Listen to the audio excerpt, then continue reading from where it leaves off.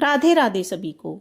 आज मैं आपको नागपंचमी व्रत की सबसे प्राचीन कथा, जो कि बहुत ही प्रचलित है, जिसमें नागदेव भाई बन जाते हैं, वो कथा कहने जा रही हूँ। प्राचीन काल में एक सेठ जी के 7 पुत्र थे। सातों का विवाह हो चुका था। सबसे छोटे पुत्र की पत्नी श्रेष्ठ चरित्र की विदुषी और सुशील थी, परंतु उसके कोई भाई नहीं था।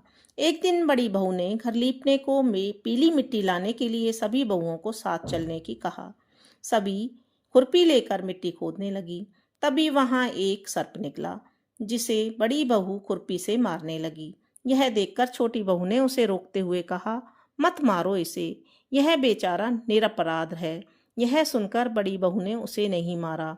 तब सर्प एक और जा बैठा। तब छोटी बहू ने उससे कहा, हम अभी लौट कर आती हैं, तुम यहाँ से जाना मत। यह कहकर सबके साथ मिट्टी लेकर घर चली गई और वहां काम काज में फंसकर सर्प से जो वादा किया था उसे भूल गई। जब दूसरे दिन उसे वह बात याद आई तो सबको साथ लेकर के वहां पहुंची और सर्प को उसी स्थान पर बैठा देखकर बोली, सर्प भैया नमस्कार। सर्प ने कहा, तू भैया कह चुकी है, इसलिए तुझे छोड़ देता हूँ, नहीं तो झूठी बात कहने के कारण तुझे अभी डस लेता। वह बोली, भैया मुझसे भूल हो गई, मैं उसकी क्षमा मांगती हूँ। तब सर्प बोला, अच्छा, तू आज से मेरी बहन हुई और मैं तेरा भाई हुआ, तुझे जो मांगना है मांग ले। वह बोली, भैया मेरा कोई नहीं है, अच्छा हुआ जो तू मेरा भाई बन गया। कुछ दिन व्यतीत होने के बाद वह सर्प मनुष्य का रूप धरकर उसके घर आया और बोला कि मेरी बहन को भेज दो। सबने कहा, इसके तो कोई भाई नहीं था। तो वह बोला, मैं दूर के रिश्ते में इसका भाई हूँ, बचपन में ही बाहर चला गया था। उसके विश्वास दिलाने पर घर के लोगों ने छोटी को उसके साथ भेज दिया। उसने मार्ग में बताया कि मैं वही सर्प हूँ, इसलिए तू डरना नहीं और जहाँ चलने में कठिनाई हो वहाँ मेरी पूंछ पकड़ लेना। उसके कहे अनुसार ही किया और इस प्रकार वह उसके घर पहुंच गई। वहां के धन ऐश्वर्य को देखकर वह आश्चर्यचकित हो गई। एक दिन सर्प की माता ने उससे कहा, मैं एक काम से बाहर जा रही हूँ, तू अपने भाई को ठंडा दूध पिला देना। उसे यह बात ध्यान न रही और उसने गर्म दूध पिला दिया, जिससे उसका मुख बेतरह से जल गया। यह देखकर सर्प की माता बहुत ही क्रोधित हुई, परंतु सर्प के समझाने पर शांत हो गई। तब सर्प ने कहा कि बहन को अब उसके घर भेज देना चाहिए।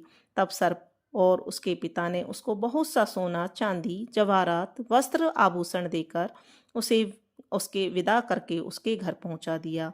इतना ढेर सारा धन देखकर बड़ी बहू ने ईर्ष्या से कहा, भाई तो बड़ा धनवान है, तुझे सो उससे और भी धन लाना चाहिए। सर्प ने यह वचन सुना तो सब वस्तुएं सोने की लाकर दे दी। यह देखकर बड़ी बहू ने कहा, इन्हें झाड़ने की या साफ करने की झाड़ू भी तो सोने की होनी चाहिए। तब सर्प ने सोने की झाड़ू भी लाकर रख दी। सर्प ने छोटी बहू को एक हीरा मणियों का एक अद्भुत हार दिया था। उसकी प्रशंसा उस देश की रानी ने भी सुनी। वह राजा से बोली, सेठ जी की छोटी बहू का हार यहाँ आना चाहिए। राजा ने मंत्री को हुक्म दिया कि उससे वह हार लेकर शीघ्र उपस्थित हो। मंत्री ने सेठ जी से जाकर कहा, महारानी जी छोटी बहू का हार पहनेंगी, वह उसे लेकर मुझे दे दो, आप उससे लेकर मुझे दे दो। सेठ जी ने डर के कारण छोटी बहू से हार मांगकर उसे दे दिया। छोटी बहू को यह बात बहुत बुरी लगी। उसने अपने सर्प भाई को याद किया और आने पर प्रार्थना की, भैया रानी ने हार छीन लिया है, तुम कुछ ऐसा करो कि जब वह हार उसके गले में रहे तब तक के लिए सर्प बन जाए, और जब वह मुझे लौटा दे तब हीरों और मणियों का हो जाए। सर्प ने ठीक वैसा ही किया। जैसे ही रानी ने हार पहना वैसे ही वह सर्प बन गया। यह देखकर रानी चीख पड़ी और रोने लगी। यह देखकर राजा ने सेठ के पास खबर भेजी कि छोटी बहू को तुरंत भेजो। सेठ जी डर गए कि राजा ना जाने क्या करेगा। वे स्वयं छोटी बहू को लेकर साथ उपस्थित हुए।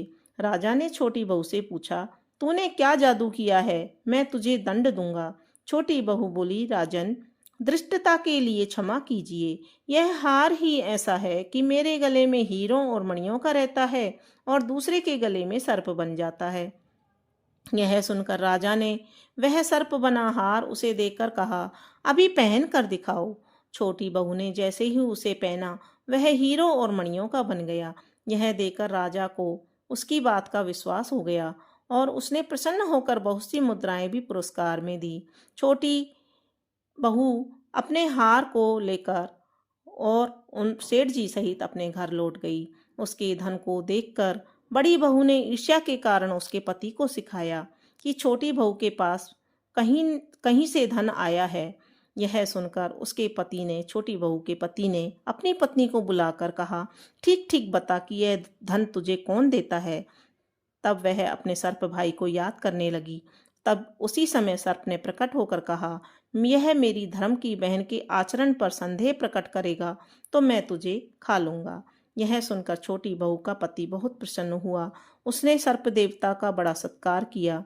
उसी दिन से नाग पंचमी का त्योहार मनाया जाता है और स्त्रियां सर्प को अपना भाई मानकर उसकी पूजा करती हैं।